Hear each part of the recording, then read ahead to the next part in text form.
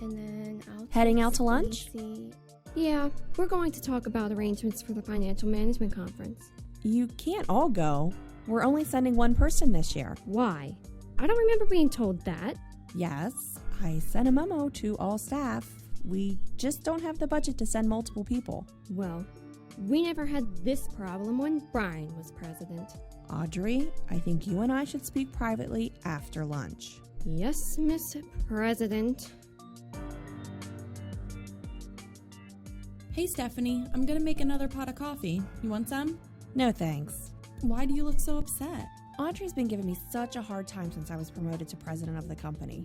You know she's just mad because she didn't get the position. I understand that, but they have to realize I'm in charge now. They can't go around talking bad about me and undermining my authority. So what are you going to do? Well, I want them to know I won't tolerate this kind of behavior, especially from senior staff.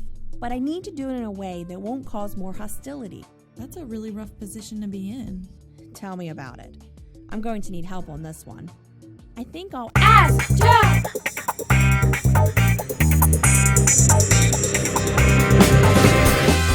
Audrey's behavior is clearly unacceptable, especially given that she's a senior leader at the credit union. Stephanie needs to address this swiftly and directly. But first, let's take a step back. It sounds like the problem goes deeper than who is attending a conference. Stephanie might want to reflect on how she's leading her employees and ask herself a few questions. Do I communicate personally and openly with my employees? Am I investing and visibly interested in my relationships? Am I collaborating or making unilateral decisions?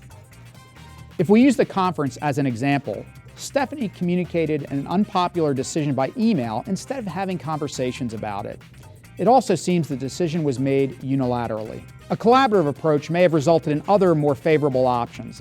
If Stephanie adjusts her approach as we are describing, problems like these would likely be eliminated. Back to Audrey. Stephanie needs to have a discussion with her that balances firmness with understanding.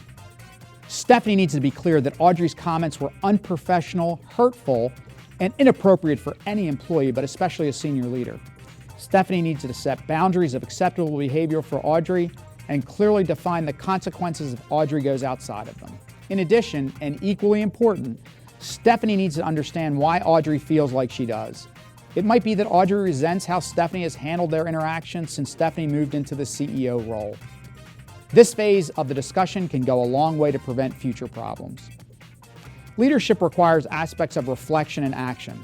While action gets the spotlight, leaders can learn a lot when they honestly reflect on their effectiveness and make adjustments that deepen relationships and drive performance.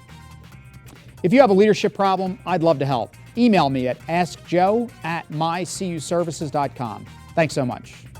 Thanks, Joe. Have a leadership concern and need a second opinion? Ask Joe.